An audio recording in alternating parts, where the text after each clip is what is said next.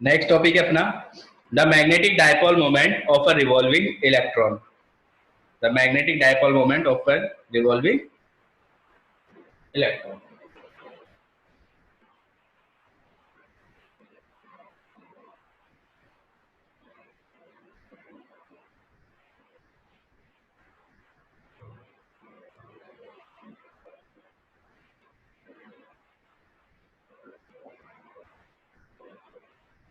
Revolving electron, देखो आपको पता है कि वो इलेक्ट्रॉन है तो वो क्या करेगा, न्यूक्लियस के अराउंड रिवॉल्व करता रहता है। ठीक है, ये चीज हमें पता है। मतलब ये मैंने एक एटम कंसीडर किया जिसके अंदर एक न्यूक्लियस बना दिया जिसका चार्ज कितना होगा, प्लस जेड ही होगा। जेड क्या है, एटॉमिक नंबर है। जैसे अगर हाइड्रोजन हुआ तो 1 ई, अगर हीलियम हुआ तो 2 ई। तो इस तरीके से अंदर न्यूक्लियस है, बाहर एक इलेक्ट्रॉन है वो इसके अराउंड रिवॉल्व करता रहेगा। ठीक है, हमें पता है जो चार्ज होता है वो क्या होता है, आई टी, या जो करंट होता है वो क्या होता है, आई बाई ई बाई टी होता है। हमें टाइम पीरियड पता है, टाइम पीरियड क्या होता है, 2 पाई आर अपॉन वी। तो इससे हम क्या कर सकते हैं, करंट को वेलोसिटी की फॉर्म में देख सकते हैं। आगे सभी। सर एमवीआर सेंट्रीपिटल फोर्स होता है ना? क्या, हाँ, m v r centripetal force होता है।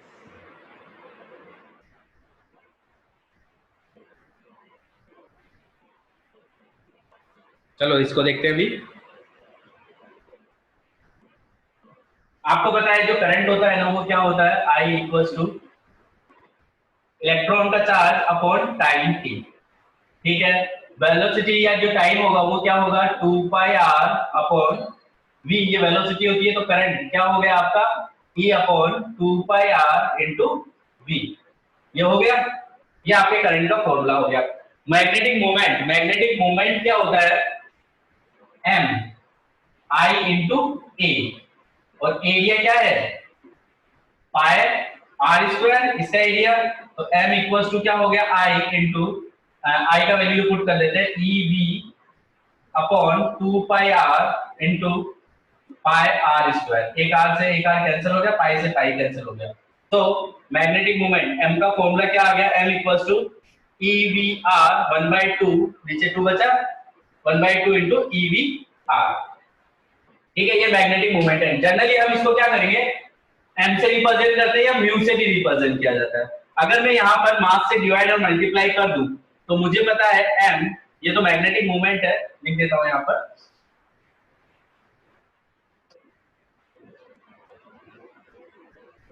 मैग्नेटिक मोमेंट अगर एम से मल्टीप्लाई एंड डिवाइड करूं तो क्या हो जाएगा, 1/2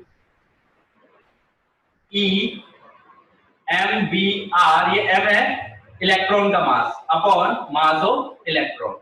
हमें पता है एम बी आर क्या होता है, एंगुलर मोमेंटम। तो इसको लिख सकता हूं 1/2, एंगुलर मोमेंटम को रिप्रेजेंट करते हैं एल से, अपॉन मास इंटू मास ई, इलेक्ट्रॉन का मास। तो ये आपका क्या होगा, एंगुलर मोमेंटम का जो फॉर्मूला होगा वो मैग्नेटिक मोमेंट से क्या होगा, प्रोपोर्शनल होगा। तो यहाँ पर इसको हम इस तरीके से लिख सकते हैं, या तो स्मॉल एल या कैपिटल एल से रिप्रेजेंट करते हैं। तो इसको लिख सकते हो आप m इक्वल्स टू 1/2 या e upon m e into l, दोनों आपके वेक्टर क्वांटिटी। कॉपी करो इसे।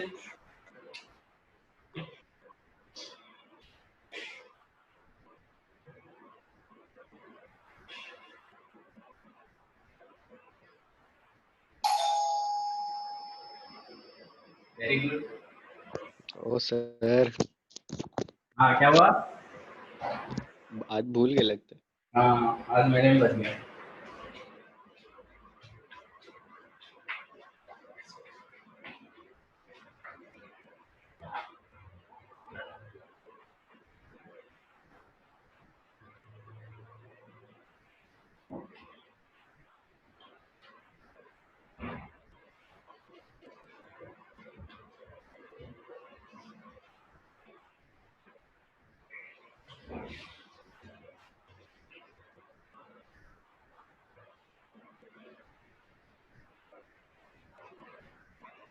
हो गया?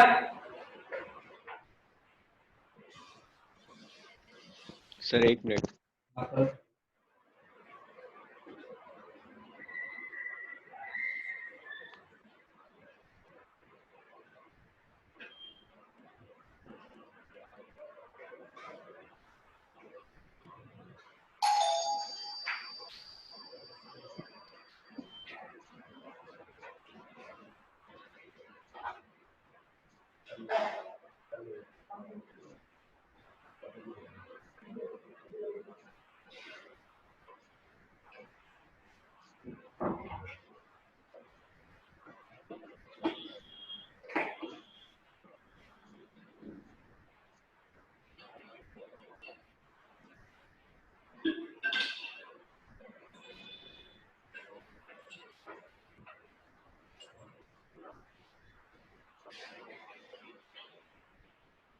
हो जाए तो बोलना। हो गया सर। ओके, यहाँ पर अगर आप लोगों को याद हो एटॉमिक स्ट्रक्चर जब हम पढ़ते हैं केमिस्ट्री में, तो वहां पर बोर हाइपोथेसिस होता है। उन्होंने क्या बोला था कि जो आपका एंगुलर मोमेंटम होता है ना, उसका जो वैल्यू होता है वो इंटीग्रल मल्टीपल हो h अपॉन 2 पाई के इक्वल होता है। मतलब L equals to NH upon 2 pi होती है। ये किसने कहा था? बोर ने कहा था। बोर हाइपोथेसिस है। तो यहाँ पर अगर L की जगह मैं ये वैल्यू पुट करूं तो क्या हो जाएगा? E upon 2 mass of electron, नहीं m equals to, sorry, m equals to E upon 2 m mass of electron, L की जगह NH अपॉन 2 पाई ये पुट कर देता हूं, तो m इक्वल्स टू क्या हो गया? NEH अपॉन 4 पाई ME। ये रहा। 4 हाइड्रोजन की अगर मैं बात करूं, 4 हाइड्रोजन, हाइड्रोजन के लिए क्या होगा? n का वैल्यू, हाइड्रोजन के ग्राउंड स्टेट की बात कर रहा हूं जहां पर n का वैल्यू क्या रहेगा? 1। उस केस में जो मास क्या डायपोल मोमेंट है, मैग्नेटिक डायपोल मोमेंट, वो मिनिमम होगा और उसका वैल्यू NEH, n का वैल्यू 1 आ गया, EH upon 4 pi mass of electron, इसके इक्वल रहेगा। आप चाहो इसमें देखो एक चीज, हाँ सर लगता है मार्कर बहुत लाइट चल रहा है सर। ऐसा लग रहा है क्या? अब यहाँ देखो, यहाँ पर है ना E इलेक्ट्रॉन है, constant, H flying constant, value constant है इसका भी, 4 पाई constant, mass of electron constant. तो यहाँ पर अगर मैं इन सबकी वैल्यू पुट कर दूं तो यहाँ जो आंसर रहेगा 9.27 into 10 to the power 34 ampere metre square. ये मिनिमम मैग्नेटिक डायपोल मोमेंट का वैल्यू होता है। इसको भी कॉपी कर लो। टेक्स्ट बुक में तो -24 दिया है। -24, 34 नहीं, 24 माइनस, मुझे वो वाली वैल्यू याद है प्लैंक कांस्टेंट का। करो कॉपी से।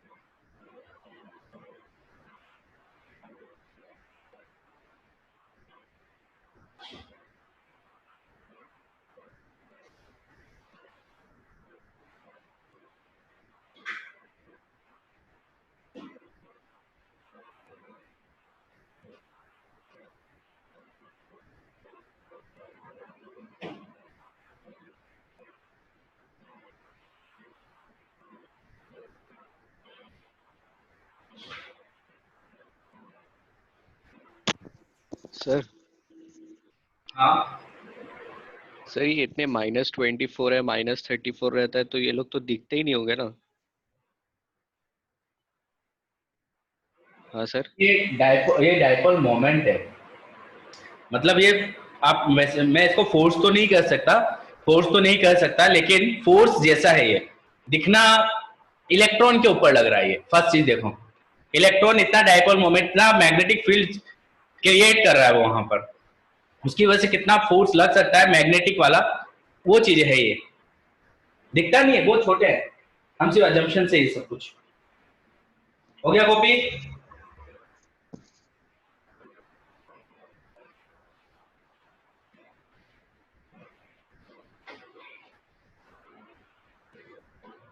नेक्स्ट है moving coil galvanometer.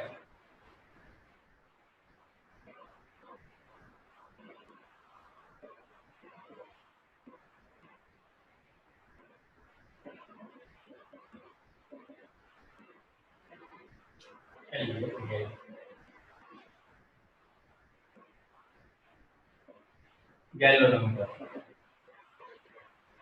Moving coil galvanometer. इसमें क्या है? गैल्वेनोमीटर क्या होता है? गैल्वेनोमीटर वो मीटर है जो ये डिटेक्ट करता है कि आपके सर्किट में करंट फ्लो हो रहा है या नहीं हो रहा है, या फिर वो करंट की डायरेक्शन बताता है कि जो करंट का डायरेक्शन है वो किस तरफ है। ठीक है, ये करंट को कभी भी मेजर नहीं कर सकता, ये कभी नहीं बताएगा कि इतना एम्पियर करंट फ्लो हो रहा है। हाँ, हम कन्वर्ट जरूर कर सकते हैं, गैल्वेनोमीटर जो होगा ना हम उसको एमीटर में कन्वर्ट कर सकते हैं, लेकिन गैल्वेनोमीटर की सबसे अच्छी चीज क्या है, ये बहुत माइनर से करंट को भी क्या कर लेता है, डिटेक्ट कर लेता है कि अगर माइक्रो एम्पियर में भी करंट फ्लो हो रहा है ना तो ये उसे भी डिटेक्ट कर लेगा कि इतना करंट फ्लो हो रहा है अपना। ठीक है, अब यहाँ पर मूविंग कॉइल गैल्वेनोमीटर से मतलब क्या है कि यहाँ गैल्वेनोमीटर के पीछे का जो मैकेनिज्म है ना हम थोड़ा उसको स्टडी करेंगे कि पीछे का मैकेनिज्म कैसा होता है। हमें पता है कि अगर नॉर्थ और साउथ के बीच में मतलब मैग्नेटिक फील्ड के बीच में किसी कॉइल को अगर आप रख दोगे, रेक्टेंगुलर कॉइल, और उस कॉइल के अंदर आप करंट फ्लो करवा दोगे तो इस कॉइल पर क्या लगेगा, टॉर्क लगेगा। और वो जो टॉर्क है वो टॉर्क हमने देखा था क्या था, NIA के इक्वल आता था वो टॉर्क, NIAB के इक्वल आता था।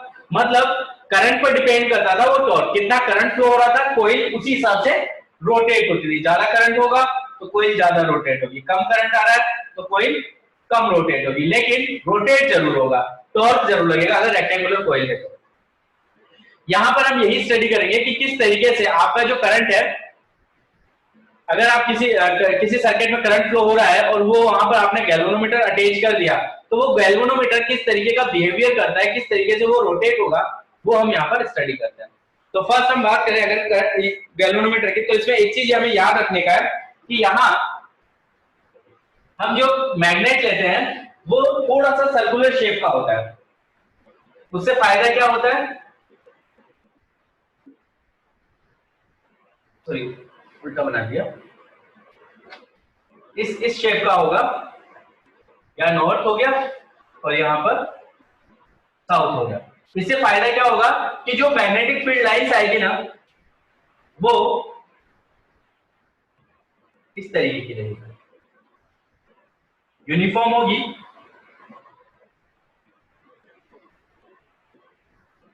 इस तरीके की मैग्नेटिक फील्ड लाइंस होती है। अब अगर आप इसके अंदर अपना रेक्टेंगुलर कॉइल रख दोगे तो रेक्टेंगुलर कॉइल में क्या रहता है, अपना टॉर्क जनरेट हो जाता है। तो मैंने यहां पे रख दिया एक रेक्टेंगुलर कॉइल जिसमें नंबर ऑफ टर्न्स काफी सारे हैं। ठीक है, इस तरीके से मैंने अरेंज कर दिया। अब क्या होगा, जैसे इसमें करंट फ्लो होगा ये रोटेट होने लग जाएगा। ओके, मैंने क्या कर दिया, ऊपर एक स्केल बना दिया। अगर आप लोगों को याद हो स्कूल के अंदर जो गैल्वेनोमीटर होता था इस तरीके से मार्किंग की हुई होती है।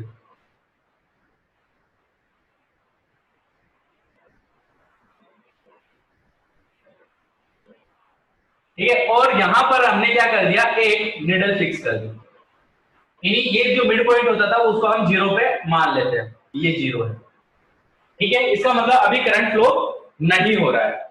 तो मैंने करंट फ्लो किया, करंट फ्लो करते ही आपका ये जो रेक्टेंगुलर कॉइल है इसमें क्या होगा, टॉर्क लगेगा तो ये रेक्टेंगुलर कॉइल क्या हो जाएगी, रोटेट हो जाएगी। तो इसके साथ ये आपका निडल लगा हुआ है, मार्क लगा हुआ है, तो ये क्या कर जाएगा, घूम जाएगा। अगर मैंने करंट अपोजिट डायरेक्शन में फ्लो कर दिया तो टॉर्क भी अपोजिट डायरेक्शन में लगेगा, टॉर्क अपोजिट डायरेक्शन में लगेगा तो ये इधर चला जाएगा। मतलब मुझे करंट का डायरेक्शन पता चल गया। लेकिन मेरा क्वेश्चन है कि जब आपने करंट फ्लो किया तो ये घूमकर इधर आ गया, जब करंट बंद हो गया तो इसको वापस कौन लेकर आएगा यहाँ पर, देखिए फाइनली तो 0 पर आना चाहिए ना, 0 का मतलब करंट फ्लो नहीं हो रहा है।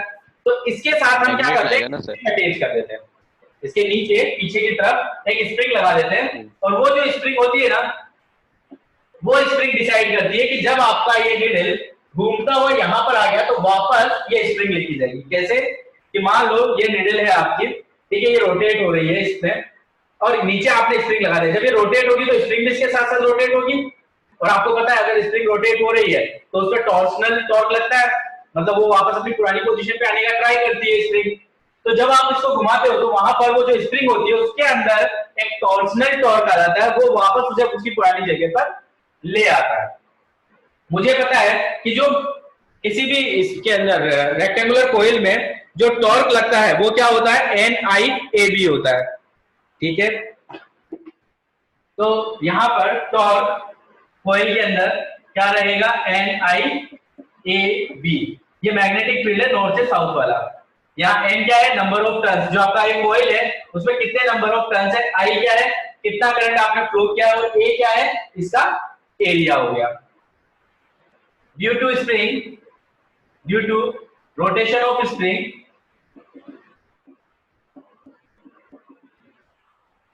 a torsional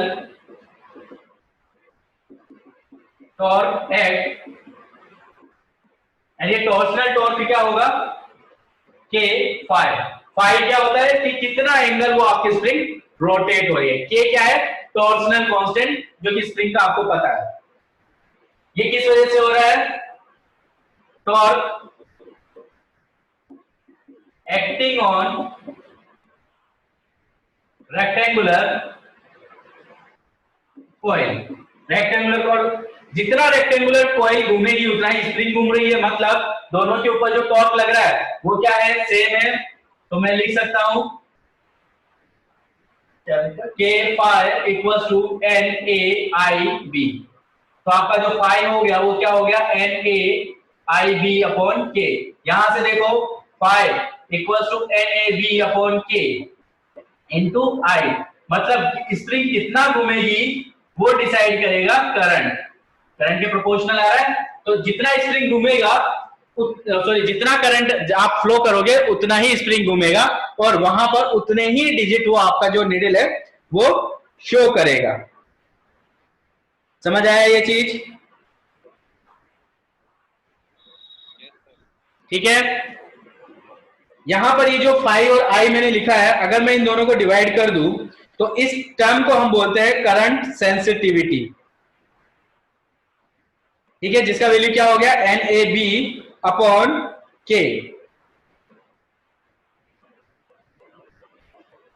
तो फाई अपॉन आई डिवाइड कर देते हैं, तो फाई अपॉन आई ये हो गया आपका एन ए बी अपॉन के, और हम इसे क्या बोलते हैं, करंट सेंसिटिविटी ऑफ गैल्वेनोमीटर।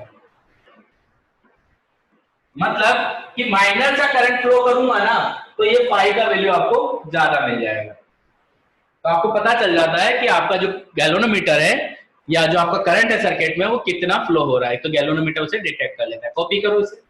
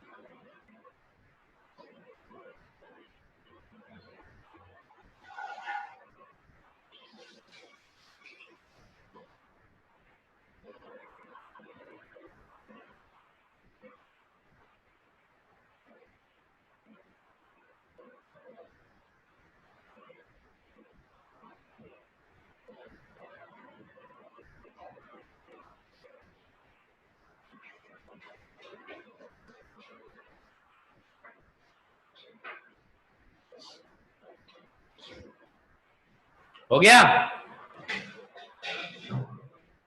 नहीं सर, अभी तो डायग्राम ही बना है। बनाओ जल्दी करो।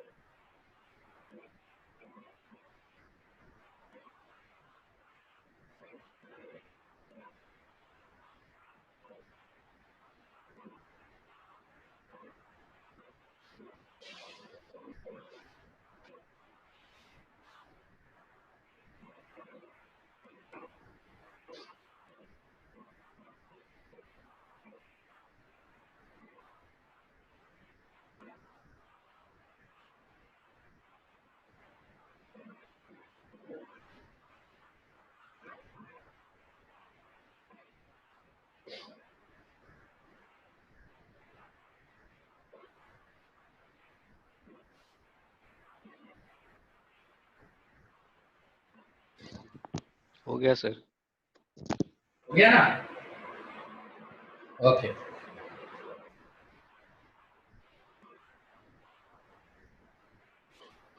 अब गैल्वेनोमीटर को एक तो करंट डिटेक्शन में काम में लेते हैं, दूसरा अगर हम कन्वर्जन करना चाहें ना तो ये करंट को मेजर भी कर सकता है, पोटेंशियल को भी मेजर कर सकता है। तो फर्स्ट हम यही देखते हैं, conversion of galvanometer into ammeter. Ammeter ही काम करता है ना करंट को मेजर करने का।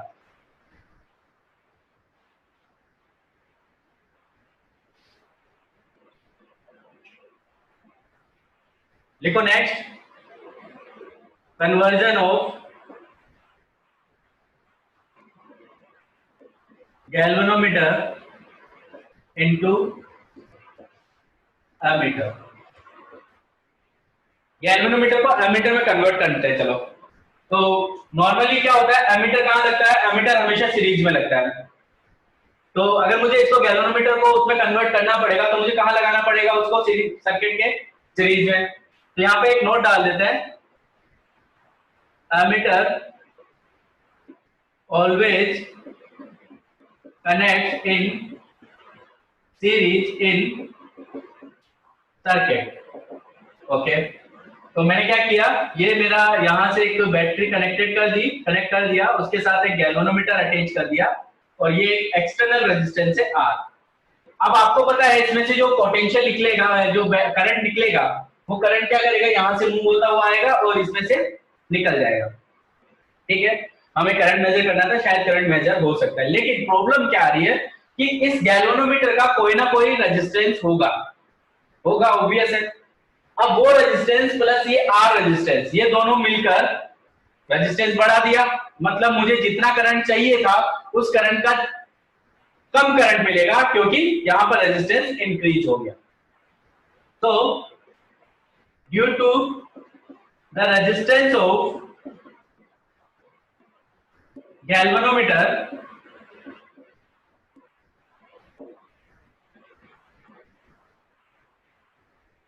Equivalent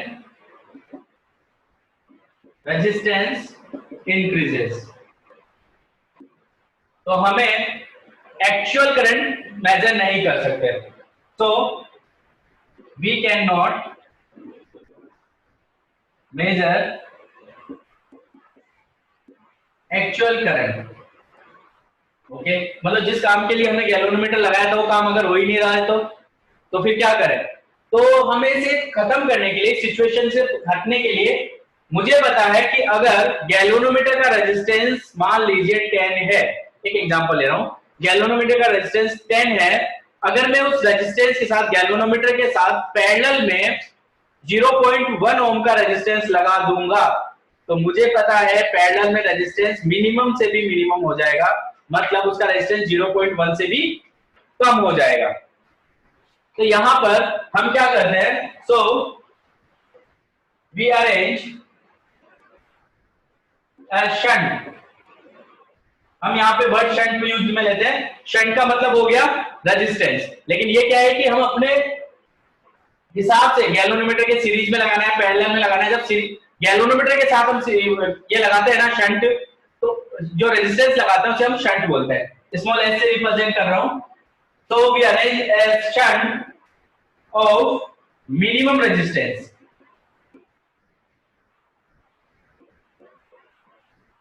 with galvanometer. ठीक है, हम क्या करते हैं, एक मिनिमम रेजिस्टेंस का सेट शंट जो होता है, रेजिस्टेंस बोल रहे हैं अपन उसे, वो गैल्वेनोमीटर के साथ लगा देते हैं। तो यहां देखो कैसा हो जाएगा आपका ये जो डायग्राम होगा, ये जा रहा था, यहां पर हमने क्या कर दिया, एक शंट लगा दिया एस। ठीक है, कॉपी करते जाओ साथ के साथ। सर स्टार्टिंग में जो पॉइंट लिखा है जल्दी कॉपी करो इसे। सर नितिन कुछ बोल रहा है। हाँ नितिन बोलो। सर स्टार्टिंग का जो पॉइंट लिखा है ना डायग्राम के ऊपर, वो नहीं आया। ये नहीं, इसके नीचे conversion of galvanometer into ammeter, मतलब हम गैल्वेनोमीटर को एमीटर में कन्वर्ट कर रहे हैं और हमें पता है एमीटर हमेशा सीरीज में कनेक्ट होता है, इसलिए गैल्वेनोमीटर को हमने इस सर्किट के सीरीज में लगा दिया।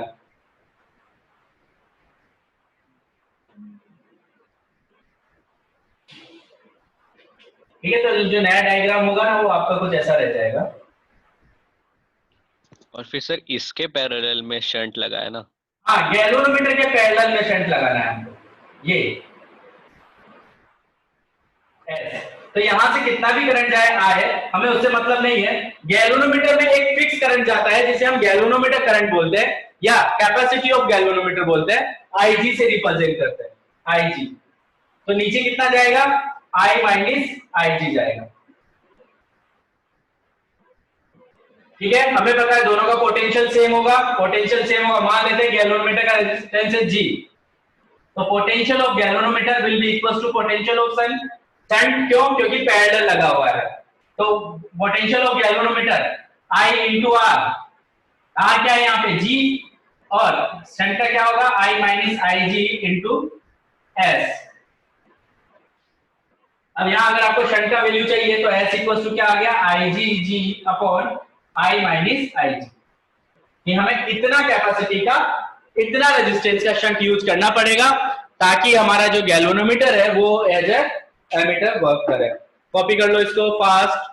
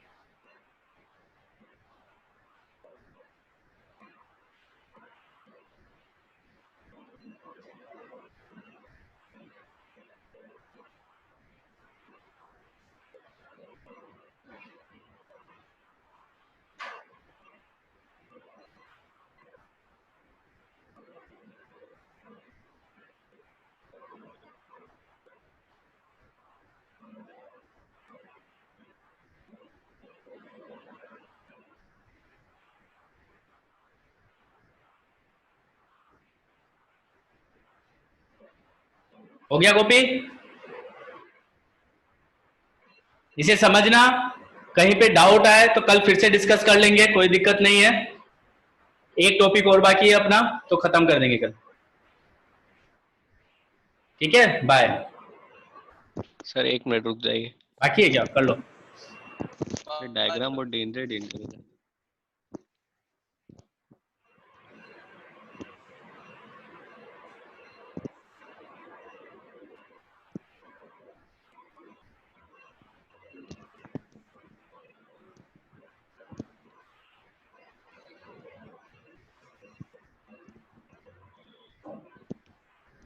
हो गया सर।